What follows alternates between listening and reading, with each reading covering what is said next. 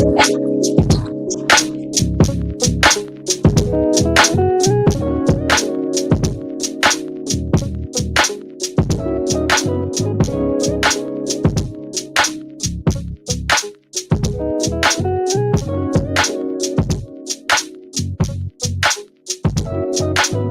hello, hello, everyone.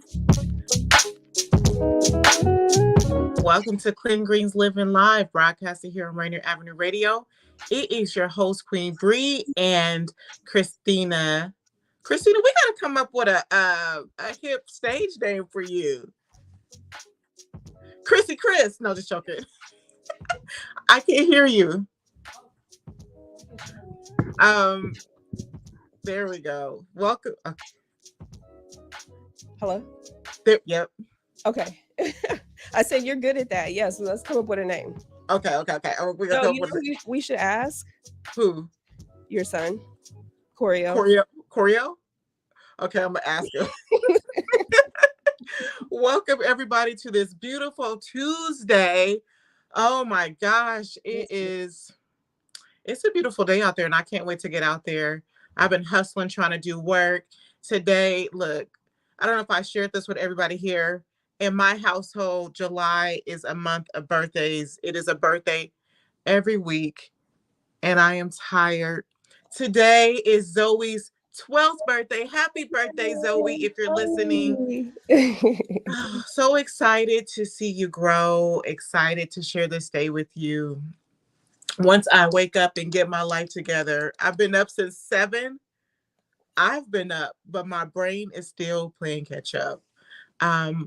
Sorry, I just went in there. You guys. You guys are not my therapist. We want to open us up with a land acknowledgement, Christina.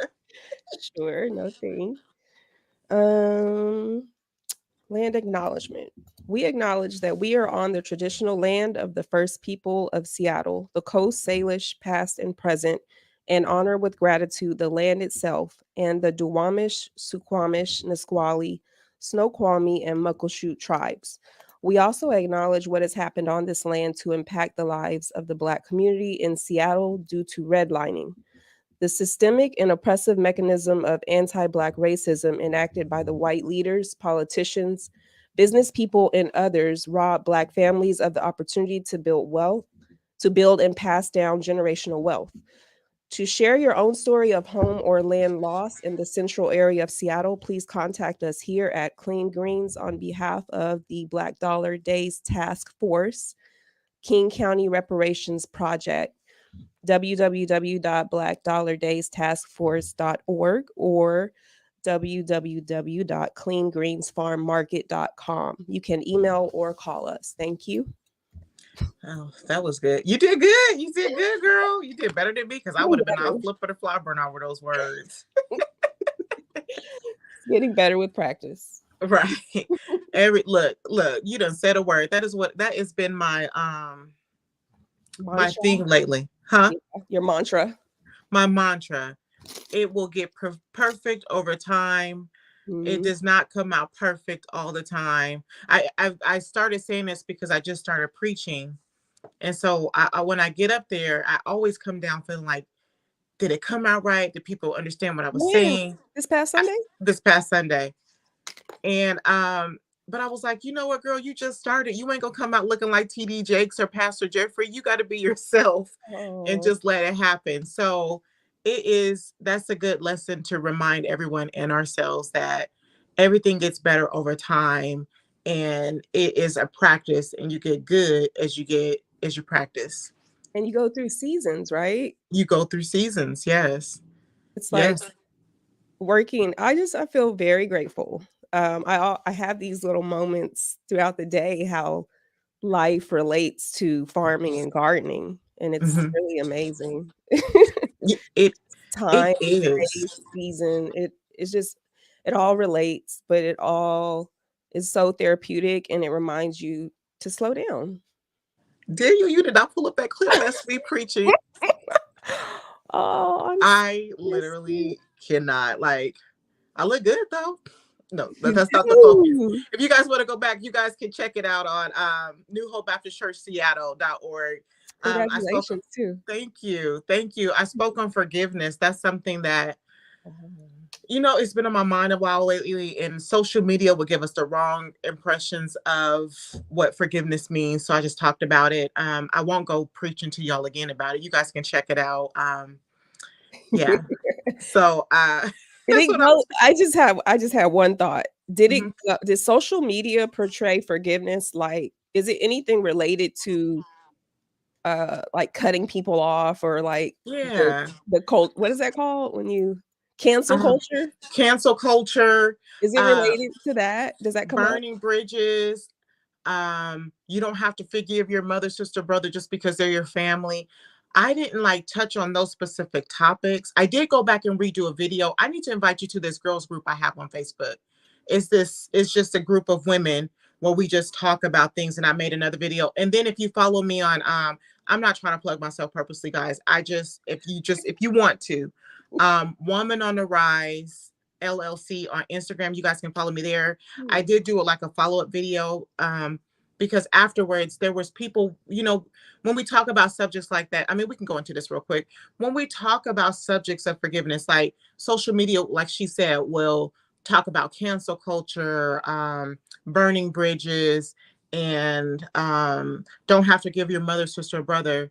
But when we talk about it and we are living, and if especially if you follow Christ, if you are in any religion and you follow Christ, most religion practice, I know for us, it talks about forgiveness.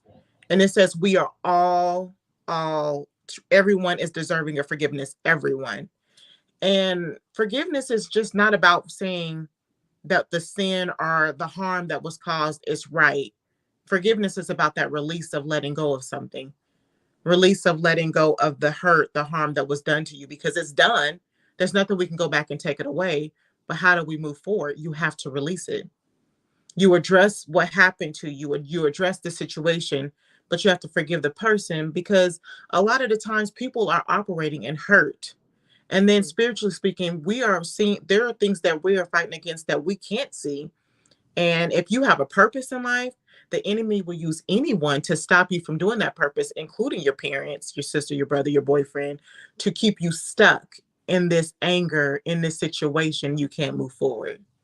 So that's what we were talking about. And then after church, I talked to a few people. It was nice getting feedback, positive feedback. Thank you, Jesus. Or just like what people were experiencing. And like for people who have caused harm, like back in the day, especially for us mothers, we hold a lot of guilt in when we raise our kids. And as parents, if you have them young, you're in a different level than where you were when you're older. So you parent differently as you get older. I know for me, I can speak for myself. I don't parent how I did when I first became a mom at 21. And now that I'm 40, Coriel is not getting he's the not. same mom that Zoe and And what's your oldest, Samara? Samara, yeah, Yeah. he's And not. And if Samara my kids mention stuff like that. oh Like, yeah, did they notice? all the time. Samara, like with Coriel's like, even I think it was yesterday, and I told Coriel to do something, and normally when you give the mom look, like Mm-hmm. they get to it. Me and Coriel sat in this. We set it up for about a good 2 minutes before I had to say, "Boy, if you don't go do that now, Coriel, I have to literally put into action the face. You guys had a It don't stare work. down? Yes, we had to steer up. He makes fun of my face, and he makes fun of that. When you're like in public, and you be like, if you don't get over here right now, he Tighten be up your like, lips. he's like, every time we're in public, you always go. And I hate it, Mom. I just hate it. Yeah. So they don't get the same parent. I do recognize that I need to go back a little bit with Coriel because he a little beside himself. And Christian mentioned, he was like, Reel Coriel. it back in, huh? Yeah, Coriel was like, Christian said Coriel is growing up in privilege.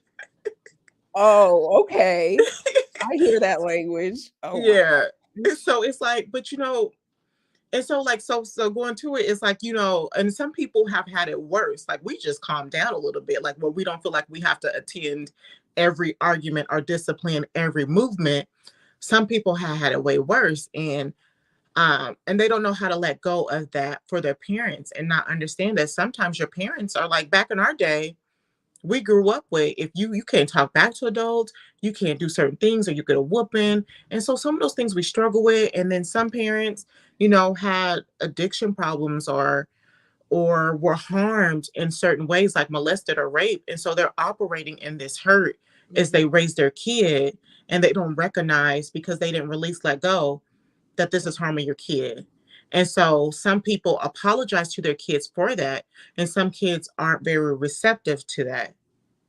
Yeah. And it's about releasing and letting go. And so for those of you who are listening, if you apologize and you genuinely mean it, and you're genuinely making that change, you have to also release and let go, because you did it, you caused harm, but you went back, you said, I'm sorry, you try to make that amends. If they don't want it, you can't force it, you can't control it. You have to sit back, and you just have to wait for them to accept it. And if you're a believer like myself, you have to pray for God, for him to understand, and for the person to understand, and for them to come to you and be like, I get it.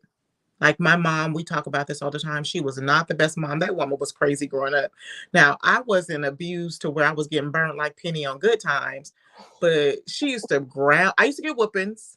I am a generation that got whooped with switches. Um, and she used to ground me for months, not weeks, months. Months. And I couldn't say, like, I couldn't even say booty, y'all. Like, she was very strict. The movie Dick Tracy came out. We couldn't say Dick Tracy. We had to say, they so crazy. They were like Penis Tracy. Like, it was ridiculous. Like, I grew up crazy. But luckily for me, I had a mom who one day was just like, you know what? I was not the best mom, and I apologize for that. I was not the best mom. And for me, that's all I needed. Mhm. And so we just been working on mending our relationship, and I could see the difference in her from raising me and raising my children. Well, sometimes it do get frustrating, because when I want to go vent to her about being a parent and my daughter is getting on my nerves, she's all this peaceful, humble woman talking about, you have to communicate, you have to take your time. And And you're like, sometimes that can be "Who very is frustrating. this woman I'm talking to?" Where was this woman when I was growing up? And I have to, for myself, I have to remind myself not to go back into that, because she is trying to make a change, and I Mhm. can see it. So that was the point of the message. Um, I hope that worked for everyone today. Obviously, it's a message that we need to hear, because it has been continuing since I left the pulpit, to be honest with you. Yeah. Just like with people who've experienced it and talked about it. And I just really want to talk about that, because social media is like, everyone's fighting on social media. People feel like they got to get people back. If you harm me, I got to harm you. And it's just unforgiveness. Like one thing I seen was like, I'm okay with burning bridges. You don't have to burn bridges to get respect in your That life. that just means I'm okay with letting people go, or some people say, like, protecting my, you know, not letting certain energy and protecting their energy and stuff, but I don't I just I wish people would be more, blunt and direct. I think that Yeah. would be helpful, and then also, if people just paused. I think we talked about this before. It came up in the training. If people Yep. pause before they spoke, we probably Mhm. have a lot less to apologize for. Yeah.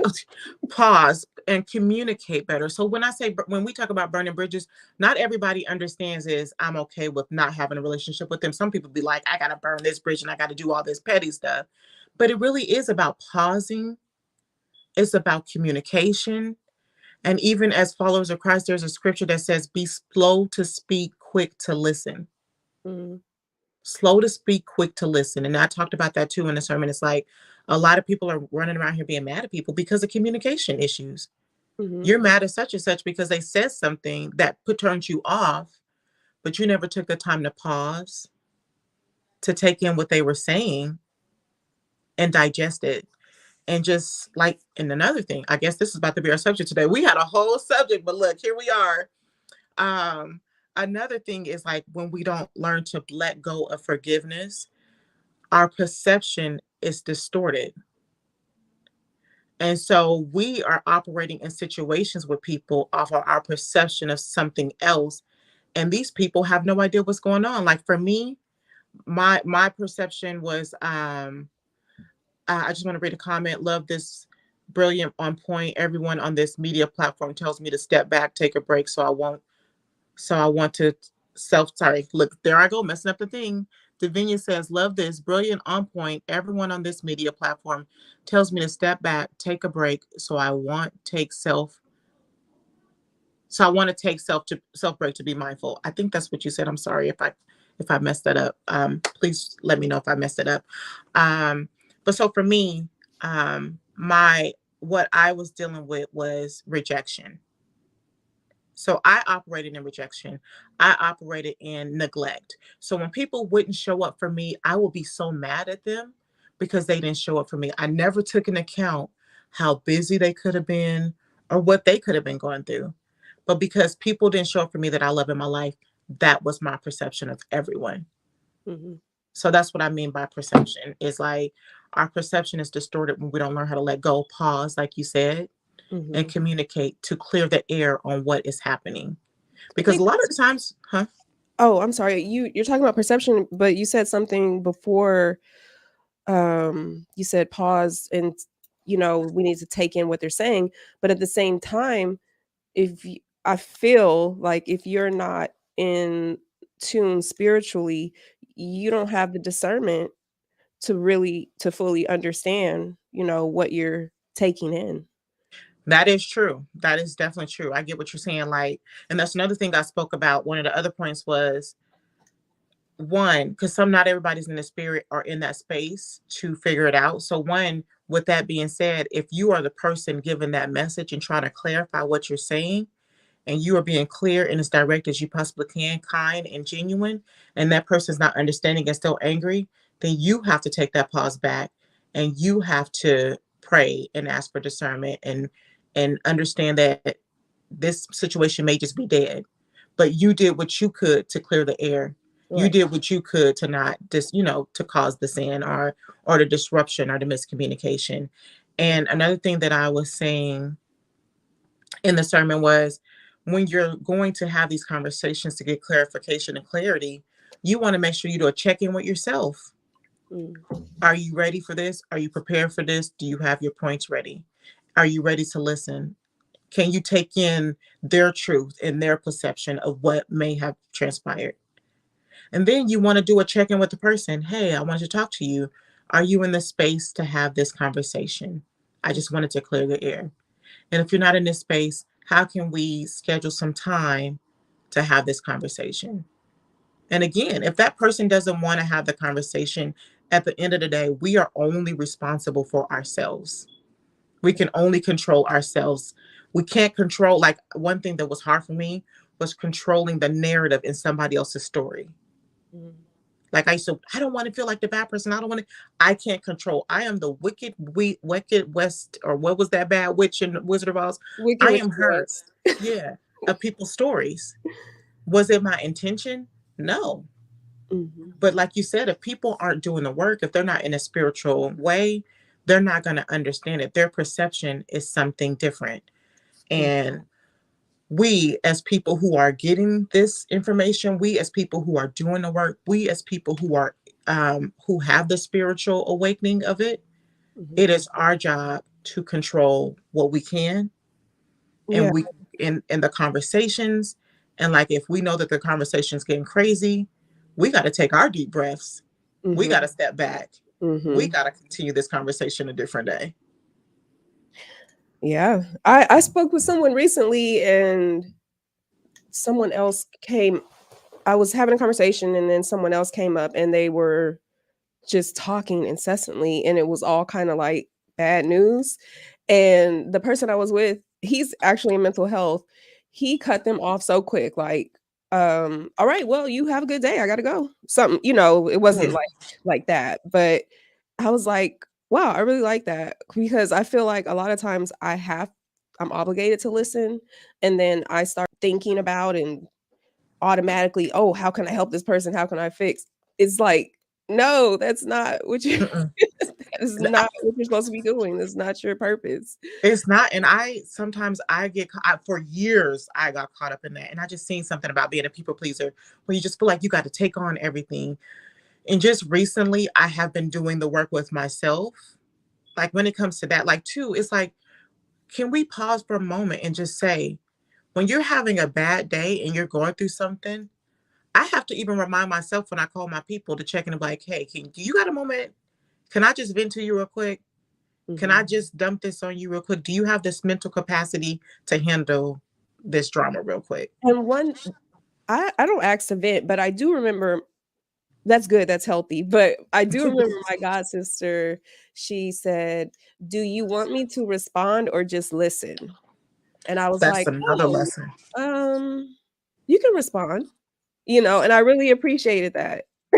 Yeah, that you need to ask those questions, because Yeah. that is another thing. Because I used to get caught up in that too. Well, like people will feel like I'm judging them because I'm responding, Mhm. but neither one of us had a clear indication of, do you want me to respond or listen? And this person didn't just say, I just want you to listen. I don't need you to fix it. Mhm. I just need to get it out. I just need to let it go. I just need to release.